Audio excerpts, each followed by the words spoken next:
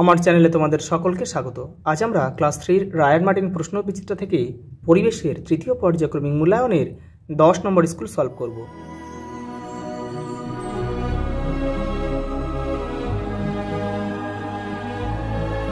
দেখো প্রথম প্রশ্ন, দেখো বাড়ি তৈরি করাকে বলা হয় নির্মাণ শিল্প। শহরের রাস্তায় জেব্রা ক্রসিং থাকে। একটি মাসে দুটি পক্ষ থাকে, শুক্লপক্ষ ও কৃষ্ণপক্ষ। রামধনুতে 7টি রং থাকে। কি কি? বেনিয়া সহ কলা। পলিথিন পড়ে থাকলে তলার মাটি জল হাওয়া পায় না। দেখো সিগন্যালের আলো, দেখো অর্থ হলো চলতে শুরু, সবুজ সবুজ। সোজাসুজি সূর্যের দিকে তাকালে চোখের ক্ষতি হয়। দেখো অনেক সময় মেঘ কমলে আলো কমে কিন্তু গরম কমে না। দেখো সাঁতার হবে এটা। সাঁতার না জানলে জল থেকে সাবধান থাকো। রাস্তার, দেখো এটা হবে ডান দিক। ডান দিক দিয়ে চলতে হয়। এখানে একটু লিখে দিই, গাড়িগুলিকে মুখোমুখি রেখে, মুখোমুখি রেখে। পরেটা দেখো ঠিক ভুল দিয়েছে। দেখো নাটকে যারা অভিনয় করে তারাও শিল্পী, এটা ঠিক।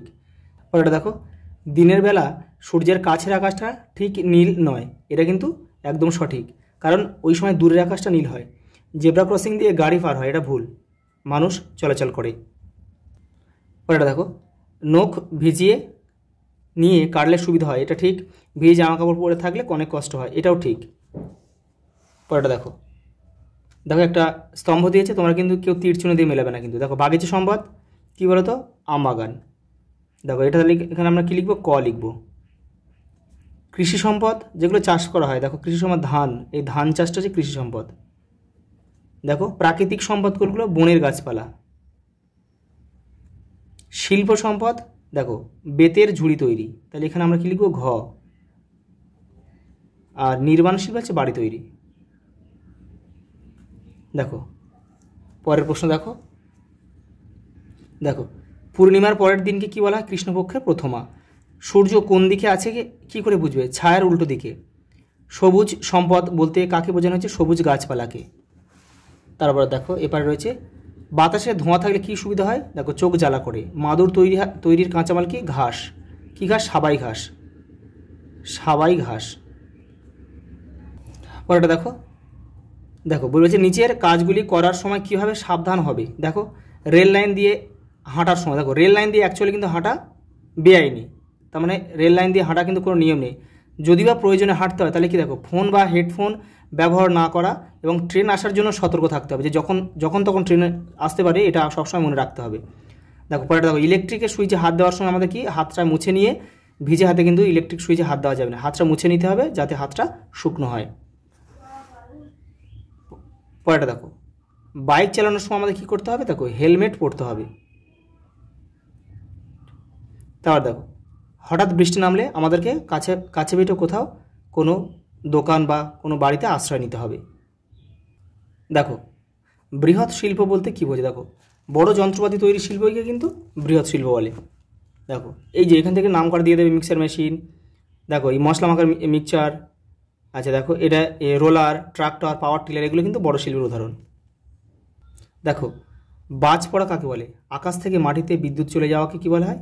অর্থাৎ মেঘ থেকে মাটিতে বিদ্যুৎ চলে যাওয়াকে বাজ পড়া বলে। ঠিক আছে, এটা 124 নম্বর পেজে রয়েছে। বড় উঁচু গাছে যেমন নারকেল গাছ, তাল গাছে কিন্তু বেশি বাজ পড়ে, এটাও তোমাদের লিখতে হবে। তারপরে রয়েছে দেখো এবারে দেখো ছায়াপথ বলতে কী বোঝে? 120 নম্বর পেজে তোমাদের বইয়ের উত্তরটা রয়েছে। দেখো এই দেখো এখান থেকে পুরোটা এই পর্যন্ত লিখে দেবে।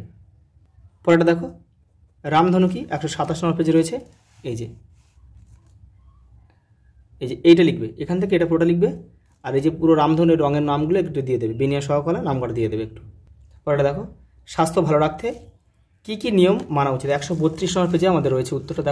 দেখো ঠিক দেখো সঠিক খাবার খেতে হবে, জল খেতে হবে, ব্যায়াম করতে হবে, সাঁতার কাটতে হবে এবং ভালোভাবে ঘুমাতে হবে, তাহলে আমাদের শরীর সুস্থ থাকবে। পরেটা দেখো মেঘ কি? এই যে দেখো মেঘ কি?